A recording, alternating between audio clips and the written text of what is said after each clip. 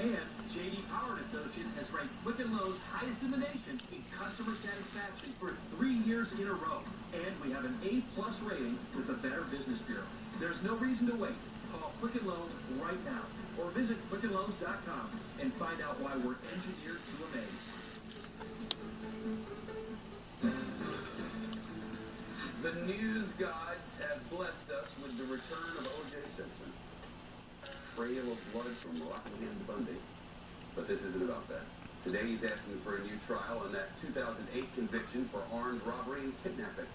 You may recall our O.J. claimed he was just trying to get his stuff back from 2 sports collectors, and that he did not know an accomplice had a gun. He's serving 9 to 33 years in the Hooskow.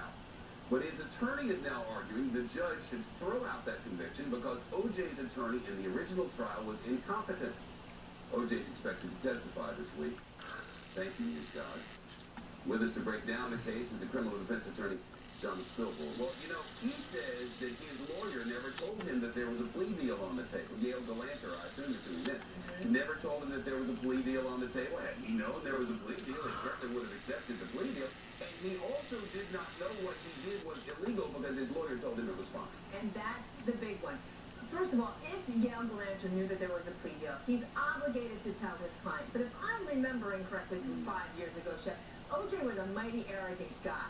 He might have been presented with a plea deal and said, no way, I'm not taking it. The bigger issue here... He probably said, did you see what I did up there at Bundy? Yeah, that went great. My blood was everywhere, and everything's fine now. This little thing, don't you worry your pretty face about it. This is nothing. Yeah. But instead, so if Gail Galanter approved this plan, that's going to be the biggest issue for O.J. in this, what they're calling a Hail Mary. It's a habeas corpus proceeding. If he said, look, I didn't know what I was doing was wrong because my own attorney told me it was okay to go in there and get my stuff, that creates a conflict of interest between O.J. and Gail Galanter, which means Gail Galanter never should have been trying that case. And if I'm the judge in this case, that will give me pause, and O.J. could win on that ground alone. She's got 18 more grounds to consider, but he could win on that ground alone. And that would be enough.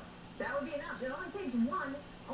Doesn't mean he's going to go free. It means that he could get another trial. But look what they did to his co-defendant. Co-defendant got a new trial, and the DA said, you know what, forget, we're not going to try again. We're going to give you a deal, and we're going to spring you loose, and that's what they did. Of course, he didn't kill his wife and her friend either. No, he didn't do that. They didn't either. We saw that because it didn't fit, so they had to quit. That's right.